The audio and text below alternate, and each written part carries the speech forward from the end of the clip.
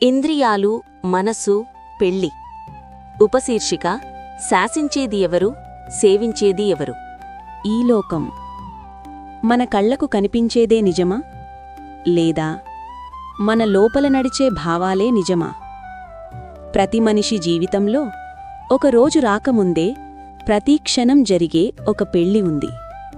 ఇంద్రియాలు ఒక పక్క, మనస్సు మరో పక్క. ఆ పెళ్ళి సుఖమా లేదా శాపమా? ఈ కథ ఆ పెళ్ళి జరిగిన ఒక మనిషి గురించే. మనవపురి రాజ్యం. ఒకప్పుడు మనవపురి అనే రాజ్యం ఉంది. ఆ రాజ్యం పేరు వినిపించినా అందరికీ గర్వం కలిగేది. ఎందుకంటే ఆ రాజ్యాన్ని పాలించేది మనసు మహారాజు. శాంతి, సహనం, సంకల్పం, వివేకం ఈ 4 స్తంభాల మీద ఆ రాజ్యం నిలిచేది. కాని మనసు మహారాజుకు ఒక బలహీనత ఉంది. అదే ఒంటరితనం. 5 అతిథులు. ఒకరోజు మనవపురి గేట్ల దగ్గర 5 వచ్చారు. కళ్ళు, చెవులు, నాలుక, ముక్కు, చర్మం. వాళ్లే ఇంద్రియాలు. వాళ్ళు అందంగా మాట్లాడారు, తీపిగా నవ్వారు, రుచిగా చూపించారు, మత్తుగా వినిపించారు. మహారాజా, మేము మీ జీవితాన్ని స్వర్గంలా మార్చగలం అన్నారు. మనసు మహారాజు వాళ్ల మాటలకు నెమ్మదిగా కరిగిపోయాడు. పెళ్లి ప్రతిపాదన. ఒక రాత్రి ఇంద్రియాలు ఒక మాట చెప్పాయి. మహారాజా, మనం విడివిడిగా ఉంటే బలహీనమే, కలిస్తే అపార శక్తి. ఏం చెయ్యాలి అన్నాడు మనస్సు. అప్పుడు ఇంద్రియాలు చిరునవ్వుతో అన్నాయి, మన పెళ్లి జరగాలి. ఆ మాట మనస్సు లోతుల్లో ఒక అలజడి పుట్టించింది. ఇంద్రియాల పెళ్లి వేడుక. మనవపురి అంతా పండగ.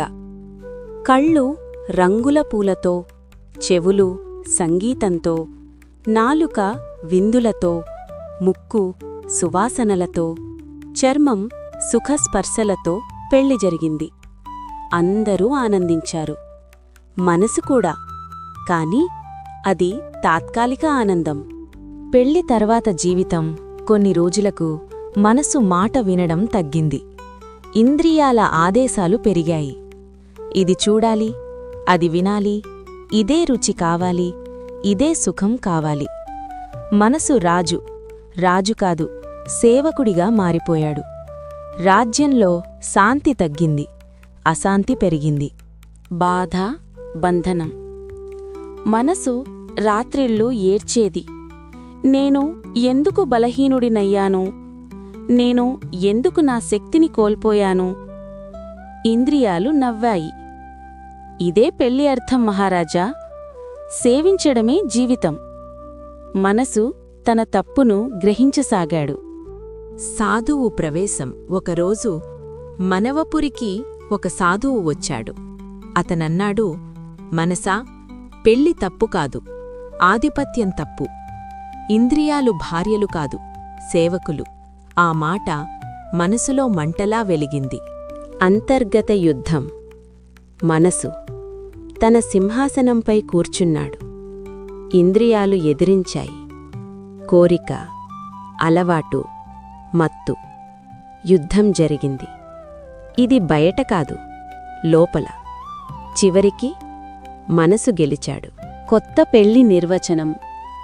మనసు అన్నాడు, ఇంద్రియాలు, మీరు నా శత్రువులు కాదు, కాని నా యజమానులు కూడా కాదు. మీకు స్థానం ఉంది, కాని సింహాసనం కాదు. ఇంద్రియాలు తలవంచాయి. ముగింపు. నిజమైన వివాహం.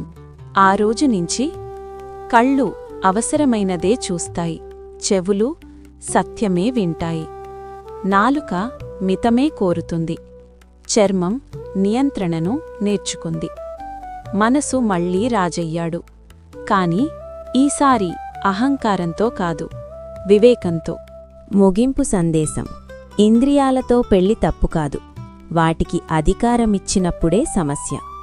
మనసు నాయకుడిగా ఉన్నప్పుడు జీవితం యోగం. ఇంద్రియాలు నాయకులైనప్పుడు జీవితం భోగం. Friends, please subscribe, like, share and comment మన ఛానల్.